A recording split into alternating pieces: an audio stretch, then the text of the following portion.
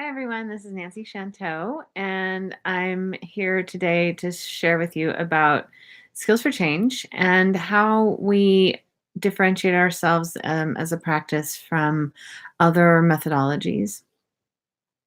Skills for change, I spoke about the lineage last time, how we are rooted into radical therapy, the um, mental health arm of the Berkeley Free Clinic in the 60s and 70s. And the way in which the Radical Therapy Collective was looking at the internalized oppression, the way that we end up with cops in our head, and how that applies to transactions between people, how the power uh, in a transaction is played out, and how we can negotiate and cooperate around that. And also the technology of embodiment, that we have many different lineages of somatic learning. Um, Julia Kelleher studied with Goenka, studied Buddhism. She studied somatic education with Richard Strozzi Heckler, somatic coaching, and also Lomi School with Robert Hall and Richard Strozzi Heckler, as well as other somatic modalities. Um, we work standing up in movement practice with embodied awareness and in laying down body work.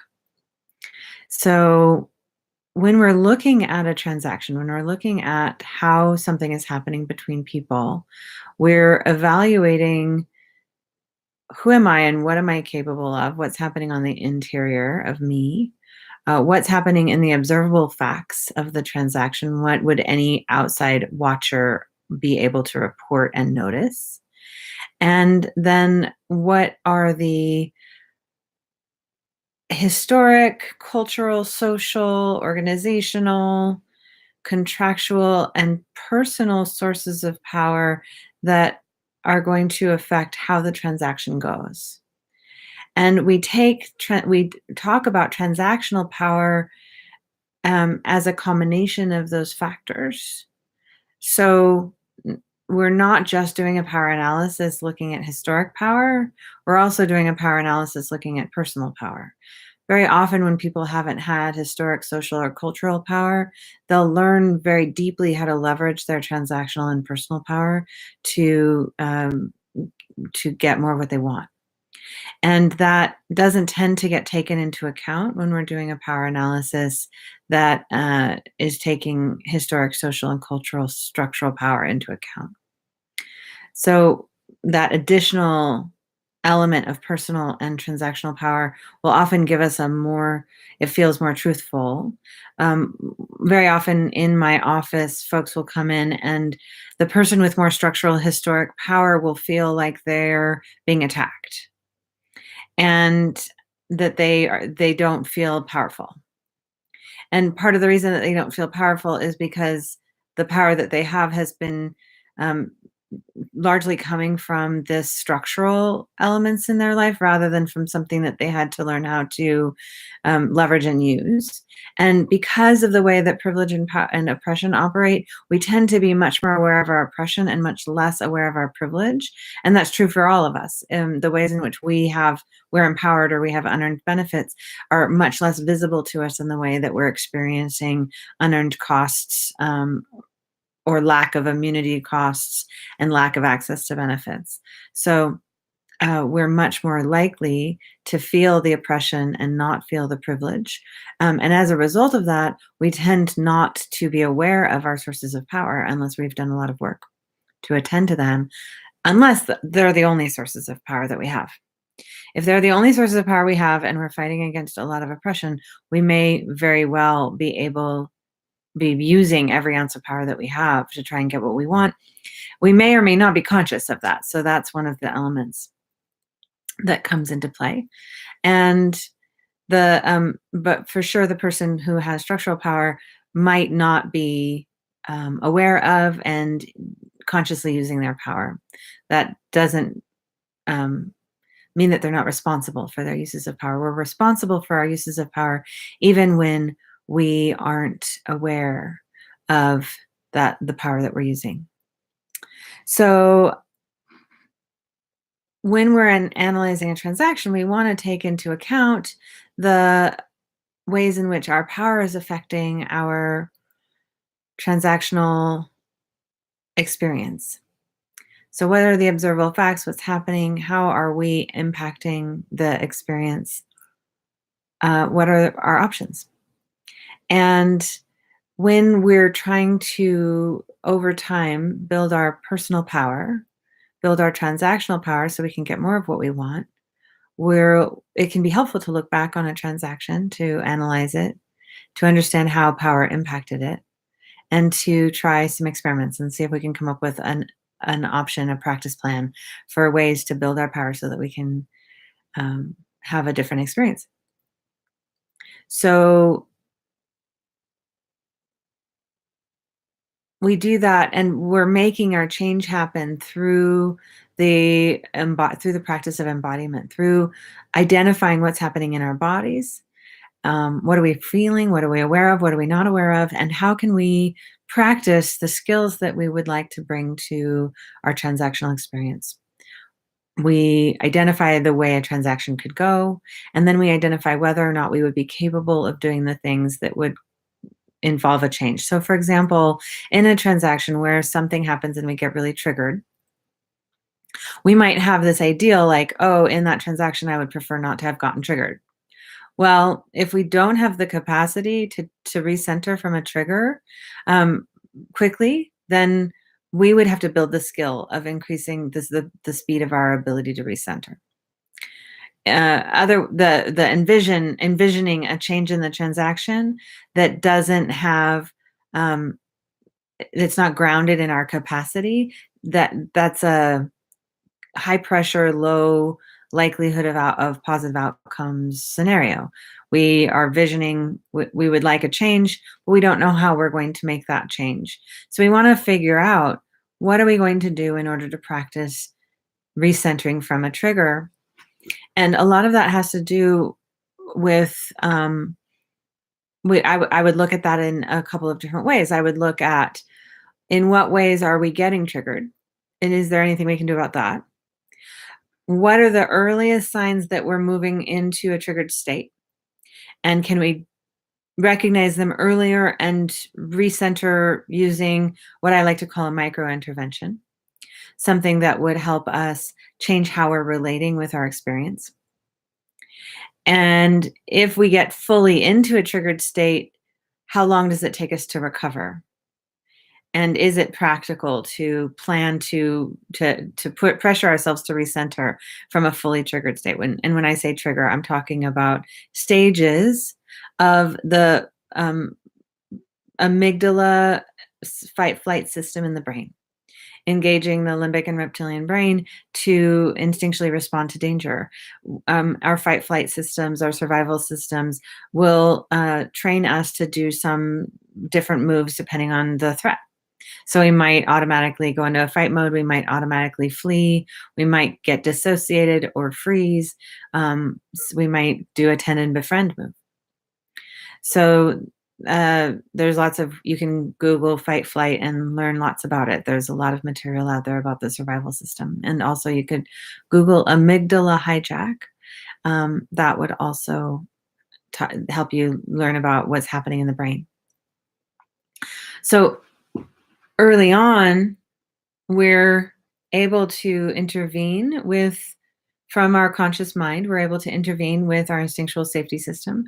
And the further into the triggered state that we get, there's this cascade of chemicals that flood through our body. And that system is actually prioritizing whatever the safety move is, fighting, freezing, fleeing, and deprioritizing digestion, rational thought, all even our heart and lungs will get deprioritized a little bit in the triggered state. So and the chemicals that get released, the cortisol and adrenaline that gets released, all of those chemicals take a while to reabsorb.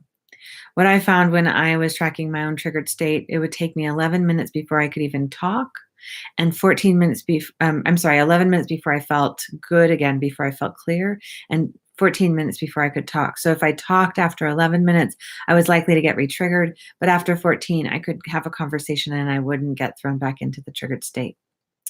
So we're looking for the causes, the original causes of the trigger. What was that? Is that negotiable? Is there something that we can do about that? And then we're looking for the indications in our body that we're moving into a triggered state and what we can do about that. And then finally, we're looking for the information about, okay, we're fully triggered now. How can I identify that I'm in a fully triggered state and pause? And then how long will it take for me to come back to center, be able to have a conversation again? So once we're fully triggered, trying to force a conversation is likely to just produce a bad transaction that doesn't get us what we want. So we're much better off stopping and rescheduling for another time. So that was just an example of how we might think about a transaction.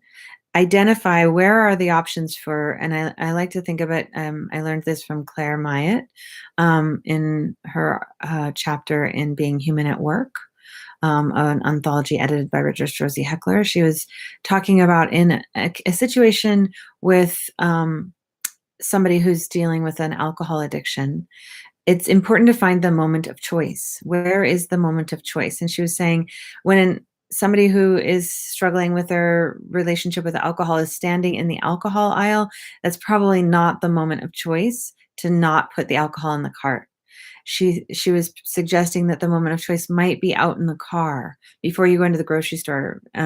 Very often, it's challenging once you're trying to live a sober life, because where you have to go shopping for food, you can also get alcohol there. And so we have to go get groceries. We have to get groceries. We can't, survive without eating. So, being able to plan for the grocery store trip so that we can get out of the grocery store without alcohol would be a way to continue to live a life of sobriety. One of the skills that's needed. And Claire was saying that the moment of choice may be out in the car, planning out how are we going to go through the grocery store? Where am I going to go first? What am I going to get? What am I going to do to not go down the alcohol aisle? And then trying to enact that plan and see how we do. That finding the moment of choice in a transaction can help us make the choice, because very often when we're aware of ourselves doing something we don't want to do, the moment of choice is already passed. So that's why if we pay attention to what triggered us, we might be able to negotiate that so that we don't get triggered in that way anymore, or we might be able to work with ourselves internally so that we're not as reactive to that input anymore. Finding the moment of choice lets us identify what we can do differently and make a different choice. Then we have to figure out whether or not we have the skills to make that choice. So I hope I've made that clear, that this transaction analysis helps us identify what's happening, notice where we have choices, what is the sequence, what we would like to do differently, and then practice doing that thing differently until we actually can live that different choice path in the future. And doing this from very, very specific information about a very specific transaction, one of the things that it does is it helps us be very pragmatic about the change process. Instead of being hard on ourselves, like, oh, you should be able to figure that out. You're so lazy. If you just worked harder, you would be able to, this wouldn't happen to you. Instead of having thoughts like that, we're able to say, oh, this is the sequence. It makes sense that it happened this way. I don't have this skill, or I do have this skill, but I wasn't paying attention to the moment. Now that I know where the moment of choice is, my chances go up of being able to do it differently next time. And I'm going to practice X, Y, and Z following activities in terms of paying attention to myself in order to build my capacity to notice that moment. And that's very empowering. It helps us feel like, instead of this hopeless, out of control, feeling of powerlessness, we feel like, I understand what happened, where my actions came from, what I can do about it. I understand whether or not I have power over the inputs that cause me to be upset, or if I have to accept the unacceptable about those inputs and learn how to deal with them. And all of that specificity keeps us from, in generalization, being really hard on ourselves. It also helps us because we're doing a lot of observing, it helps us locate ourselves in our wise adult consciousness. Our wise adult consciousness is really important because in when we locate ourselves in our observing consciousness, we get space on the experience. We're able to observe ourselves experiencing something. I like to talk about it as being in our experience as if we're surfers swimming in the water, being under the water, or having our head above water. Either way, we're in our experience almost completely. Up on the surfboard, we have some distance from the experience. We're on top of the experience, observing it from riding it rather than being in it. And then we could also imagine having a helicopter, being in a helicopter, watching the surfer on the surfboard, surfing the wave, or watching the swimmer in the water, under the water or above the water. Each of these levels of consciousness give us more space on our experience. Even having your head above water versus being completely underwater gives us space on our experience. So as we develop our observing consciousness, we gain more and more space. And observing the transaction the way that I just described is one of the ways that we can gain that space to gain that choice. And that's really what we're looking for. Skills for change, because we have this informed power analysis, we're paying attention to how power is being used in transactions.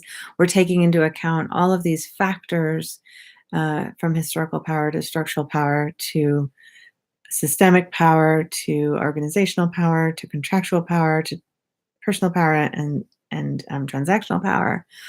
That because we're taking into account all of these sources of power, we end up having a very rich and deep understanding of the impact of power on the transaction. And we're able to make the power that is ordinarily not something we're unaware of or not experiencing or not conscious of, we're able to make that power conscious by naming all of these different sources. The ways in which we define the types of power distinctions, help us identify those types of power in the transaction. And by making the power transparent, then we can start to negotiate it, how the power is affecting us, how it's affecting others in the transaction, as we interact with cultural change, where there's a lot of information about historic and structural power affecting transactions. This kind of analysis can help us navigate those conversations with a lot less fear and defensiveness, because we understand how to identify the power in a transaction, how to identify the change we would like to make, and then how to embody that change. That's so empowering that it's a lot less scary to admit that either we did something wrong or made a mistake, or that there's something in the transaction that is unfair or oppressive, and that we can do something about it. So that empowerment in our analysis helps us change how we relate with both the change process and the transaction, the relationship. I often hear people talking about not wanting to be transactional in their relations, that they want to have a relational point of view rather than a transactional point of view. And I don't consider skills for change to be transactional absent of relational understanding. We understand that in the absence of relational commitments to each other, we're very often not going to be successful analyzing transactions. We don't have enough time if there's not a relationship. We have to have a mutual desire to cooperate or to connect or to relate, in order to continue conversations, in order to stay engaged. If the only reason we are engaged with somebody is to correct them, before we move on and stop relating with them, that transaction is not likely to go well. Um, Focusing on a transaction only and not on the relation can make the transaction seem much worse because the time that needed to be accountable, do the analysis, understand what happened, go through an apology process or repair process, and re-engage the trust and equality of the relationship, though that whole process needs time. So we have to have both a relational commitment to the process, and then paying attention transactionally becomes very potent. If we only talk about the relationship and we don't talk about the transaction, how do we know what we're going to change? How do we know what we're going to practice? In Access to Power, A Radical Approach for Changing Your Life, the book I helped write, Julia Kelleher's chapter on the theory of change is one of my favorites. And in it, she talks about all of the different ways that we can support ourselves during the change process and need to support ourselves during the change process, and how complex change is, how much practice it is, and how much energy it takes. So I highly encourage you to read that chapter if you're curious about the process I'm describing. She also has a chapter in the book on transactional power and how we negotiate different transactions, how we negotiate power in different transactions, if we're equal, if we're one up and one down, how those kinds of power differences affect our experience of the transactional negotiation process. So mostly I've been talking about analyzing a transaction from the perspective of a person who wants to change themselves. We also can analyze a transaction from the perspective of wanting to negotiate changes in the way we relate with others. That still will require us to change something about ourselves and perhaps the other person to change something about them. It might require us to change something about our belief system and how we orient towards the world. It might involve somebody changing their belief system, how they orient towards the world. And then from there, what are the embodied habits that are rooted into those belief systems that we would then also need to change? Being able to identify a transaction that happened relationally, identify what each of us wants to have happen in the transaction and what would need to change in order for that to shift. Sometimes we can get to a goal a couple of different ways, and maybe we want to develop all of those skills so that all of those different ways to get to a change in transaction are helpful. So I was having a conversation like this recently with someone I care about, where they had gotten frustrated with something that we were doing together, and were starting to raise their voice and speak harshly. I got upset with how they were speaking to me because it felt like I was bringing ideas and brainstorming about how we would get something done, and they were just criticizing what I was bringing and not bringing new ideas to the table, just being dissatisfied with the ideas I was bringing. And so it turned out when we talked about it that they were distressed by how fast I was going and the terms I was using. And so I committed to working on that. But I also said, if you know that you're getting distressed like that, can you stop and ask for things to be different rather than raising your voice and getting more and more irritated? And so that would be two pathways towards a change in how we relate in our transactions, not just one. I'm willing to work with my languaging. I'm willing to slow down.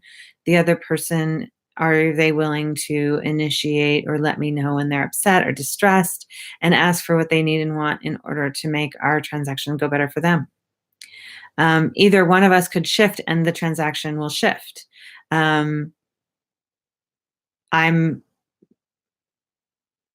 very comfortable making changes and committing to changes. And because of that, I can end up taking on more work. And so it's important to me when I'm committing to make a change to also make sure that the other person knows what they could do.